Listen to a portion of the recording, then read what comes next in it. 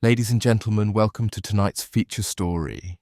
Today we bring you a testimony that comes straight from a life lived between hope and fear. Our guest is Daniel Mercer, a young man who chased a dream across continents only to discover that paradise can sometimes hide shadows.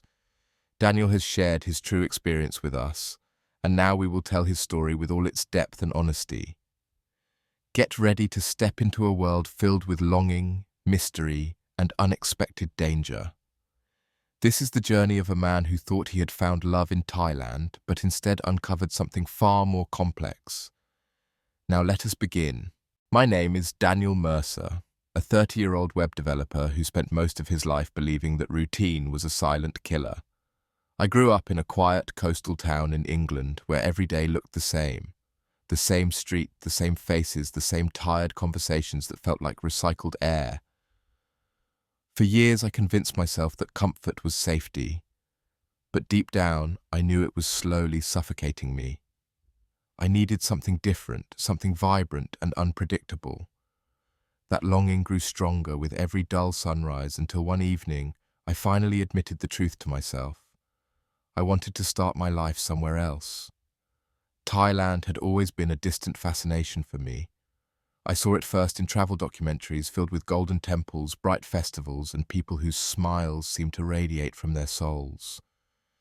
I imagined markets filled with rich aromas, quiet islands lit only by moonlight, and narrow streets echoing with the sound of night bazaars.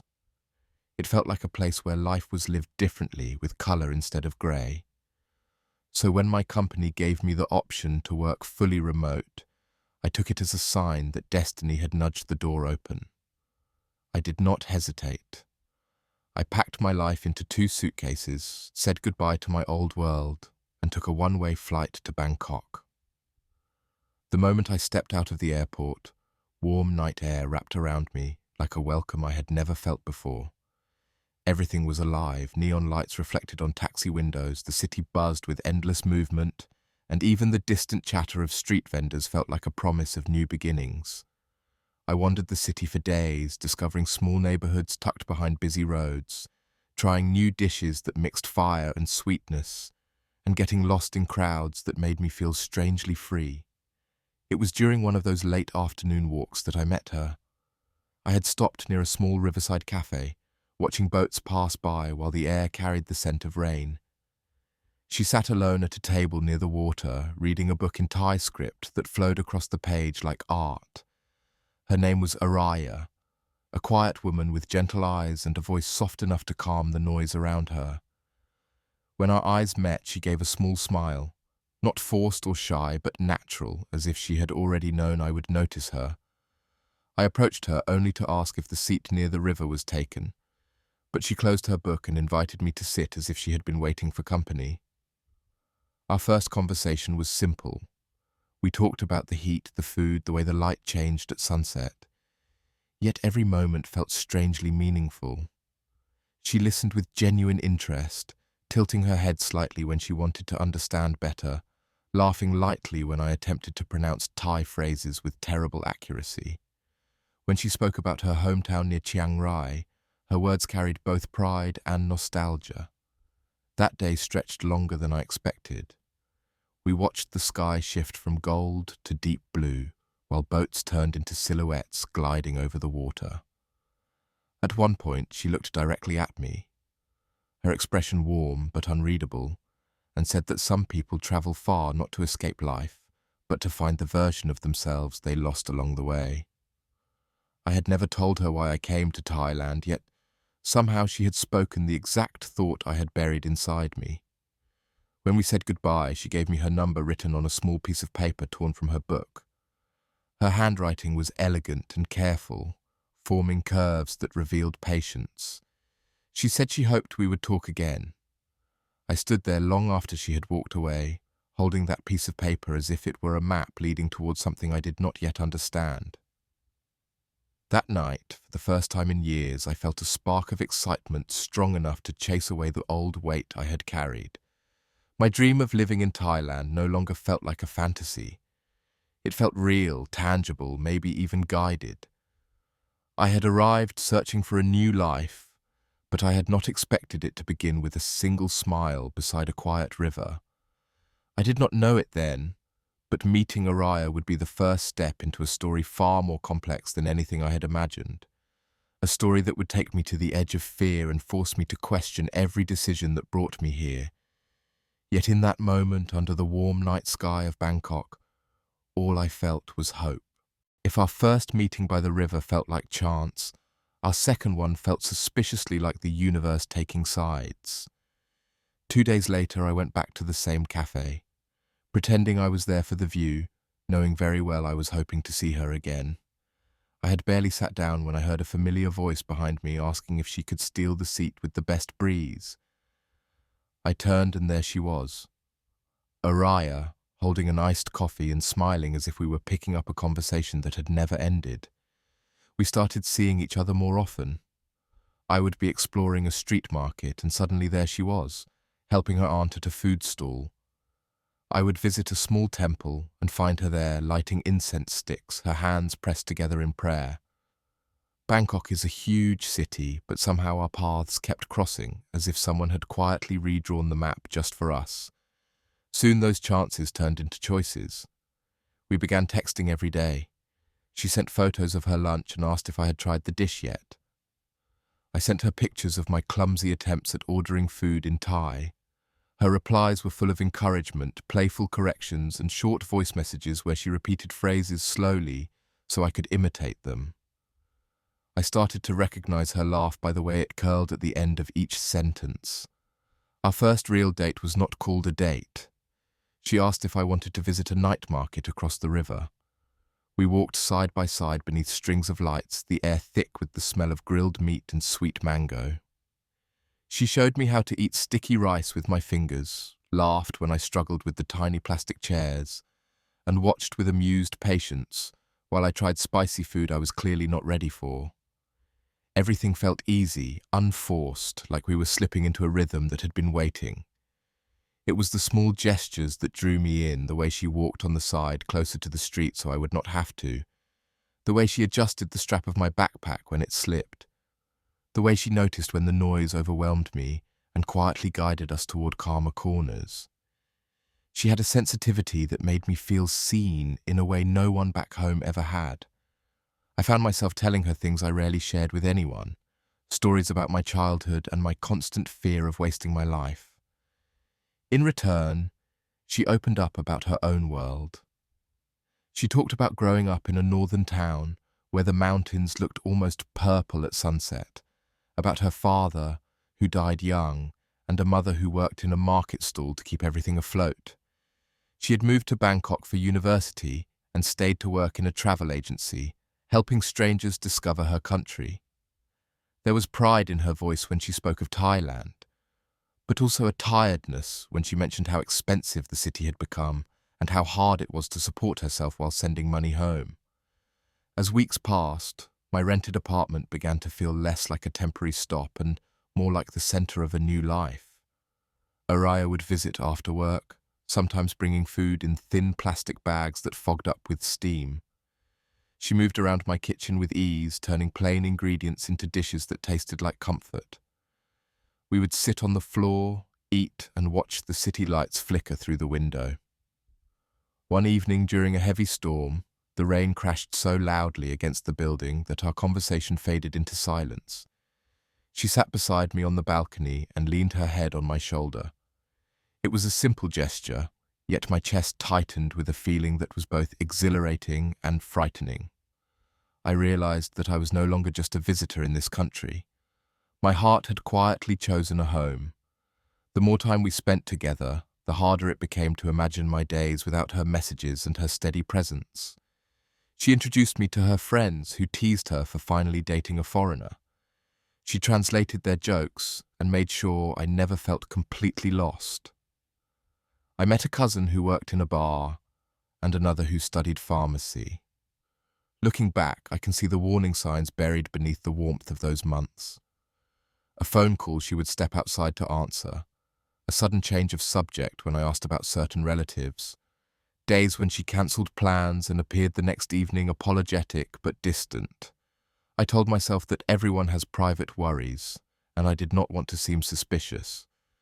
Back then, I chose to focus on what felt magical. A country that welcomed me, a woman whose presence softened every sharp edge of my restless mind, a love story that seemed to prove I had been right to leave everything behind. It all felt too perfectly timed to be random. I believed that fate had led me exactly where I was meant to be. I did not yet understand that sometimes what feels like fate can also be the beginning of a trap you cannot see until it is almost too late. Our days continued with the kind of softness that makes you believe nothing bad could possibly grow in such warmth. But the first shadows entered quietly, slipping into the spaces between moments so gently that I almost convinced myself they were normal. It began with her phone. Whenever we sat together, she kept it turned face down. If it vibrated, she would glance at it with a look that flashed too quickly to understand, then excuse herself to the balcony or the bathroom. When she returned, she acted as if nothing had happened, smiling and changing the subject with practiced smoothness. At first, I brushed it off. We were still learning each other, and everyone has conversations they prefer to keep private. Yet the frequency of those messages grew. Sometimes her cheerful expression dimmed after reading one. Other times she returned to me with a forced smile, her shoulders a little tense. I asked once if everything was all right. She replied with a short yes, and kissed me lightly, as if to seal the question away. It worked for the moment, but a quiet doubt settled in the back of my mind. Then came the nights when she cancelled plans without warning. She would message me an hour before we were supposed to meet, saying her mother needed help or that she had extra work given to her at the last minute. The explanations sounded reasonable, but a few days later her stories shifted slightly when I asked how things had gone. Something small would not match. A detail misplaced. A date confused.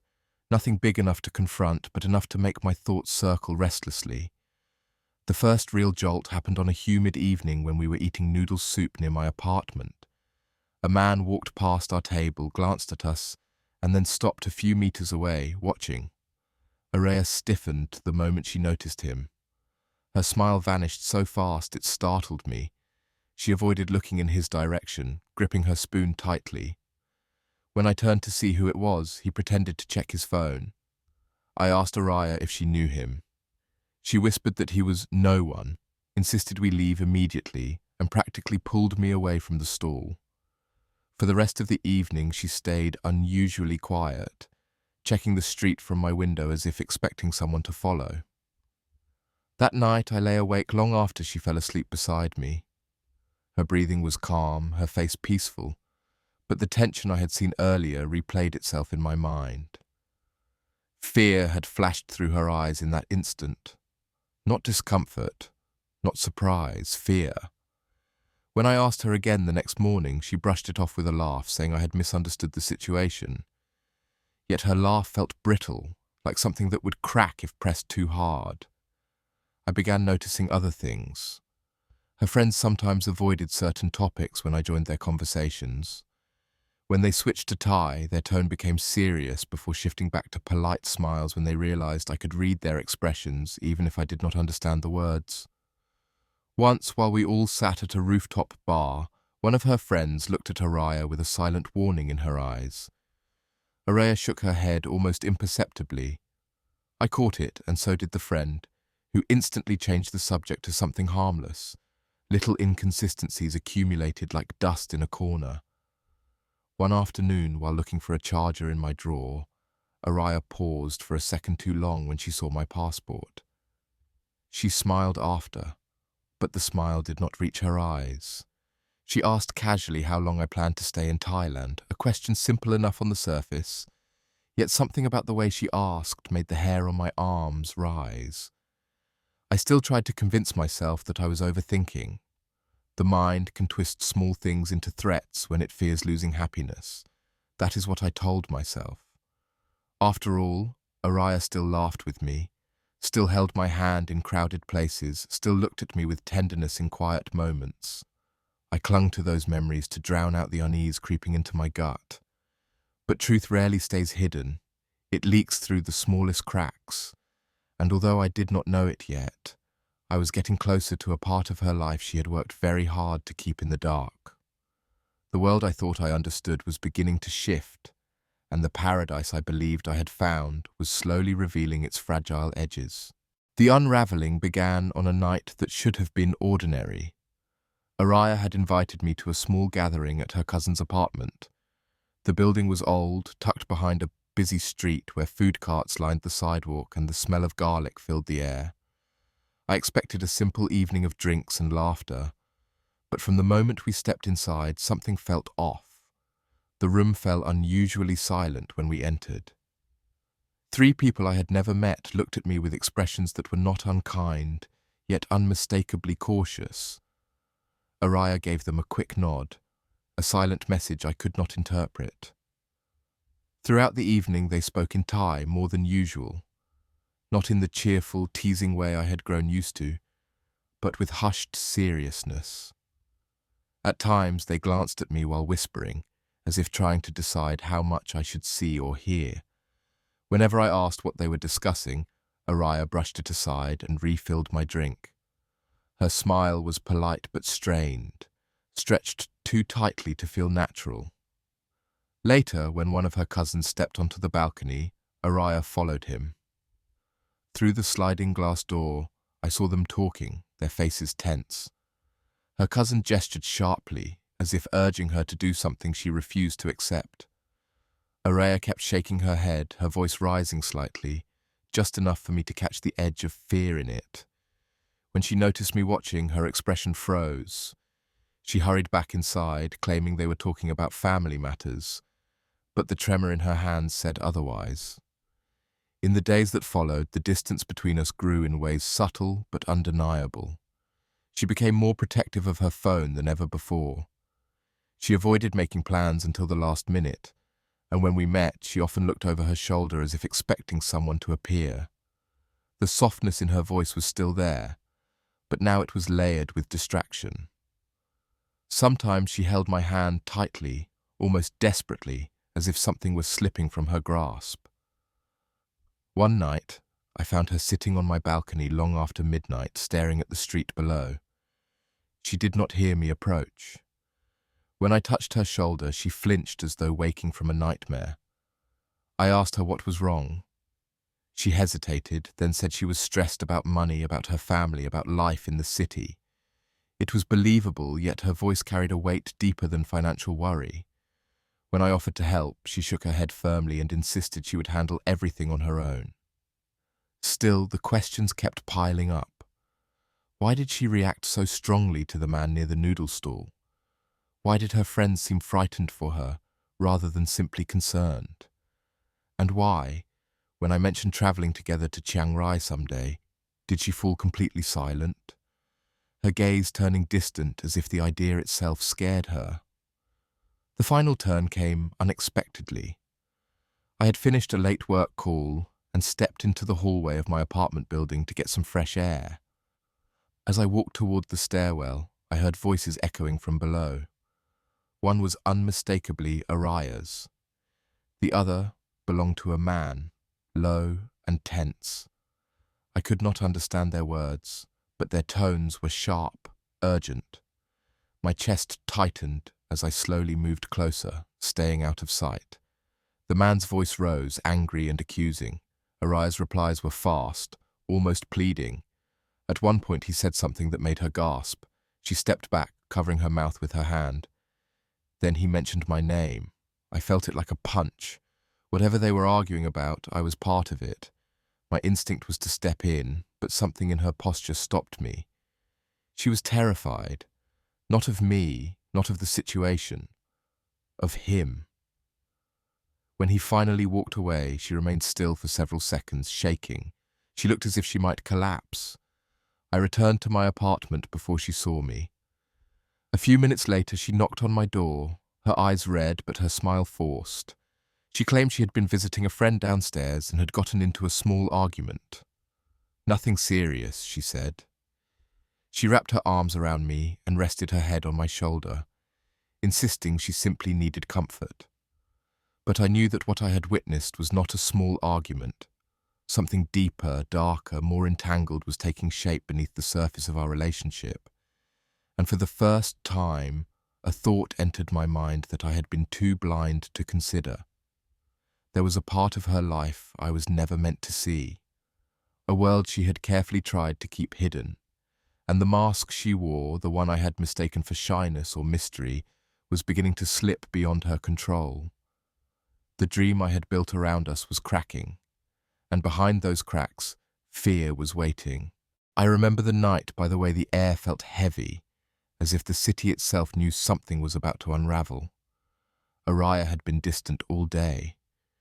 She barely answered my messages, and when she did, her replies were short and careful, like someone choosing each word to avoid triggering a hidden trap.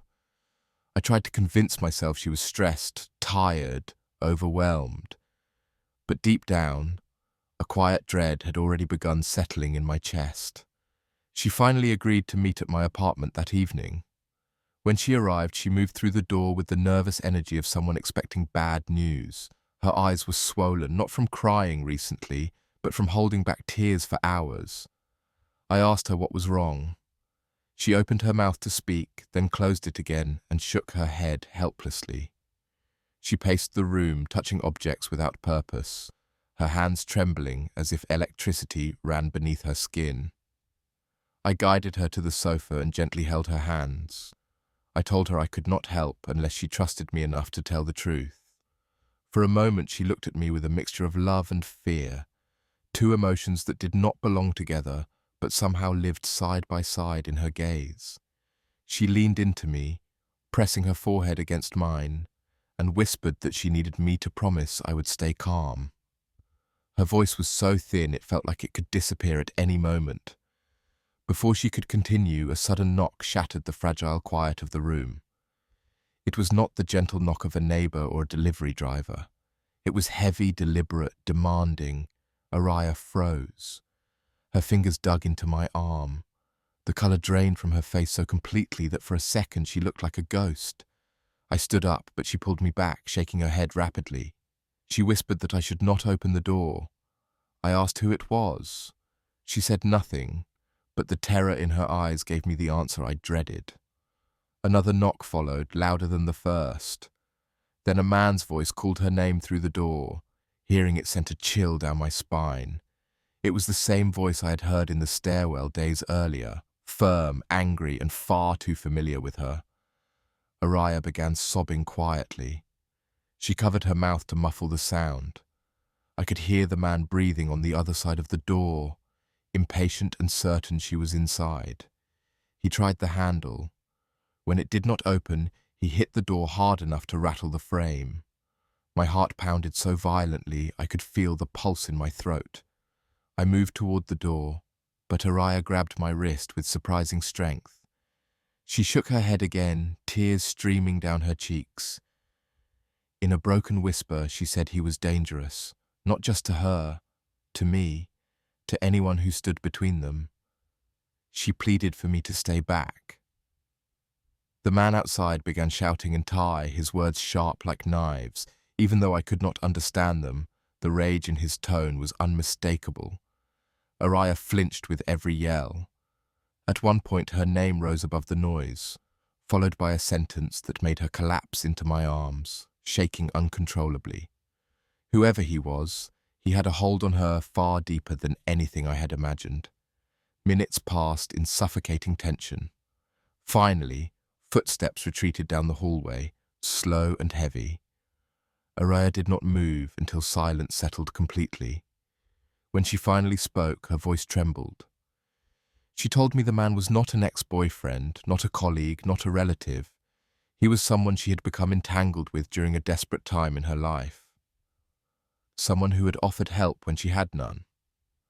Money for her mother's medical bills, protection, promises. But his kindness had been a trap. Every favor had strings attached. Every gesture tied her tighter to him. She had tried to distance herself, tried to break free, but he refused to let her go. When she met me, things became worse. He had been following her, watching us. I sat there stunned. The truth settling over me like cold water, everything suddenly made sense. The phone calls, the fear, the man at the noodle stall, the whispers among her friends, the arguments in the stairwell, all the shadows that had felt too vague to define were now terrifyingly clear. She apologized over and over, saying she never wanted to pull me into this. She said she cared for me deeply, maybe more than she should have, and she had hoped her past would never reach us. But it had. And now it was standing at my door, leaving the echo of its threat in the hallway. That night, nothing felt safe. Not my apartment, not the city, not even the person I was holding. I wanted to protect her, to shield her from whatever this man represented. But part of me understood I was facing something far beyond a simple conflict. Her fear was real, and now it had become mine. It was the moment everything changed. The dream that brought me to Thailand flickered, cracked, and finally collapsed under the weight of a truth darker than anything I could have imagined. In the days that followed, every part of my life shifted into a state of alertness I had never known before. My apartment, once a place of calm, felt like a fragile shelter. Every sound in the hallway made my heart lurch. Every shadow under the door looked like the beginning of something dangerous. Araya stayed with me most nights, curling up beside me like someone afraid to close her eyes in the dark. She barely slept. When she did, she woke from nightmares trembling so violently, I had to hold her until her breathing steadied again. I realized how trapped she truly was. The man who pounded on my door that night was not simply an angry ex or a jealous acquaintance. He was someone who had wrapped himself into her life with a mix of power and intimidation. She explained more in quiet fragments. He had helped her family when no one else could. He had connections that extended far beyond what she ever intended to deal with. And he had made it clear that she owed him. Not in money, in loyalty. The more she told me, the clearer it became that she had been living under a pressure that had twisted her decisions, her trust, even her sense of safety. And now, by loving her, I had stepped into the same trap. One evening she admitted she could not return to her own apartment. She was certain he had been there. She had found the lock slightly damaged, her belongings moved. She had not told me earlier because she feared I would panic. She was right. The realization sent a chill through me. We were not just dealing with a controlling man. We were dealing with someone who had no respect for boundaries, someone who believed she belonged to him. For a few days we lived in a strange limbo. We barely left the apartment. I ordered food through delivery apps to avoid going outside. When I had to step out for work calls or groceries, she insisted on watching from the window until I returned. I could feel the walls closing in. Every hour felt like borrowed time. The breaking point arrived on a night when a soft tapping echoed at my door. It was not loud, but rhythmic, unnervingly calm. Araya froze. Her eyes widened with terror. She mouthed his name without a sound. I approached the door slowly and looked through the peephole. The hallway was empty, no one there. But the tapping continued. It was coming from lower on the door, as if someone were dragging their fingers along the wood, letting me know they could reach us whenever they wished. A cold wave washed over me. My legs felt weak. I backed away and Araya clung to my arm, whispering that we needed to leave. Not in the morning, not tomorrow, now. We grabbed only what we could carry. Clothes, passports, a few essentials. I turned off all the lights. We slipped down the emergency stairwell, our footsteps muffled against the concrete. Every sound echoed. Every corner felt like a threat. When we reached the street, we blended into the noise of Bangkok, swallowed by crowds and neon lights. I kept looking over my shoulder, expecting to see him emerge from the shadows. We checked into a small budget hotel several districts away. The room smelled of old furniture and lemon cleaner, but it felt safer than the apartment we had abandoned. Araya sat on the edge of the bed, her hands clasped so tightly her knuckles turned white. She apologized again, voice shaking, saying she had dragged me into something I should never have been part of. I told her it was not her fault. But fear sat heavily between us. We both knew running was only temporary. For the first time since I arrived in Thailand, I felt the full weight of vulnerability. I was a foreigner in a place where I did not fully understand the rules, the systems, or the people who moved through unseen networks. I had no idea how far this man's influence reached. What I did know was that staying meant danger, and leaving her behind was unthinkable. Araya finally looked at me with a broken expression and said the words I had feared she was holding back. She told me she could not escape alone, but she also could not let me risk everything for her. She had been preparing to disappear, to leave Bangkok entirely without telling anyone, even me. The thought pierced me with a mix of pain and dread. She had been planning to vanish because she believed that was her only way to survive. As she spoke, something inside me shifted. Fear was still there, but now it burned into resolve. I knew we could not continue running blindly. We needed a way out. A real one. A final one. That night, while the city hummed outside our small hotel window, we made the decision that would define everything that came after. We would leave Bangkok. We would leave the life we built. We would try to break free from the spiral before it swallowed us both. And although neither of us said it aloud, we both knew one truth with chilling clarity. If we failed, the man hunting her would not simply let us go. We left Bangkok before sunrise, carrying nothing but 2 backpacks and a fear that clung to us like a second skin. The taxi driver barely spoke as he drove us toward the northern bus terminal. Araya kept her head low, her hand gripping mine so tightly that my fingers went numb. Every time a motorbike pulled up beside the car, she flinched. I tried to stay calm for both of us, but inside me a storm raged. I had crossed half the world to chase a dream, yet now I was escaping the very place I had hoped to call home.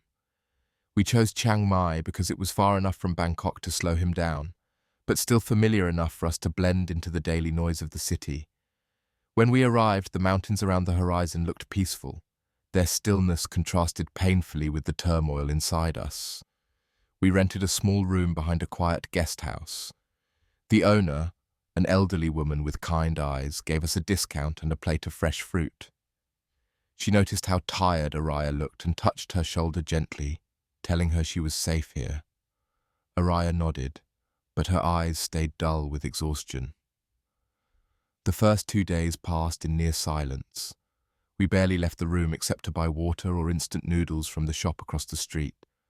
Araya slept for long stretches, her body finally giving in after weeks of constant tension. I sat beside her, watching the fan spin slowly on the ceiling, wondering how everything had spiraled so far out of control. The city outside sounded calm. Children playing, bicycles passing, distant temple bells.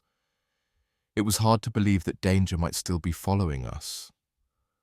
On the 3rd day, Araya sat up and asked me if I was angry with her. The question broke my heart. I told her the truth. I was not angry. I was scared. I was unsure. But I never blamed her. She had been fighting battles long before I entered her life. She lowered her head, tears forming again, and whispered that she wished she had met me at a different time in her life. I held her close and told her that we could not rewrite the past, but we still had choices ahead of us. Eventually, we had to decide what came next. Staying hidden forever was impossible. Running without a plan was dangerous. Araya admitted she had considered reporting him months ago, but she was terrified of the consequences. She believed his connections would protect him and punish her. Hearing that made my stomach tighten. It also made me realize that the only way forward was one she had never been able to take alone. We contacted a local support center that specialized in helping women trapped in controlling situations. It took courage for Araya to speak with them, and I saw how hard she fought to keep her voice steady as she described what had happened. The woman on the phone listened patiently, asked questions gently, and assured her that she was not alone. For the first time in weeks, I saw a small spark of hope in Araya's eyes, a spark fragile enough to flicker, but bright enough to matter. The following days were filled with long conversations, paperwork, safety planning, and quiet moments where Araya leaned on my shoulder, breathing slowly, as if relearning how to exist without constant fear. I watched her regain pieces of herself. Her laughter returned in soft fragments. She talked more about her dreams instead of her fears. She even cooked again one evening, chopping vegetables with the calm focus I had always admired. But the most important change happened inside me. I realized that my journey to Thailand had started as a search for escape, a desire to break free from a life that felt too predictable. Yet the real transformation came not from the adventure I expected, but from the hardship I survived. I learned what it meant to protect someone, to face fear without letting it define me, and to recognize when love requires strength instead of fantasy. When it was finally safe for Araya to begin rebuilding her life with proper support around her, we both understood that our paths were changing. Not ending, but shifting. She needed time to heal, to reconnect with herself, to step into a future not shaped by fear. I needed time to understand what this experience had taught me about who I was and who I wanted to become. We spent our last evening together walking through a quiet temple garden. Lanterns glowed gently in the trees. Araya held my hand and thanked me for staying when everything became dark. I told her she was the reason I had found the courage to face that darkness. We stood there for a long moment, listening to the sound of the wind brushing through bamboo leaves. When I finally left Thailand weeks later, I did not feel defeated. I felt transformed. My dream had not died, it had been reshaped. I carried with me the memory of a love that was real, even if complicated, and the lesson that beauty and danger can exist side by side in the same story. Araya and I did not lose each other. We simply stepped onto different roads with the same silent promise that what we shared would remain part of who we were, long after the fear that once haunted us had faded into the past.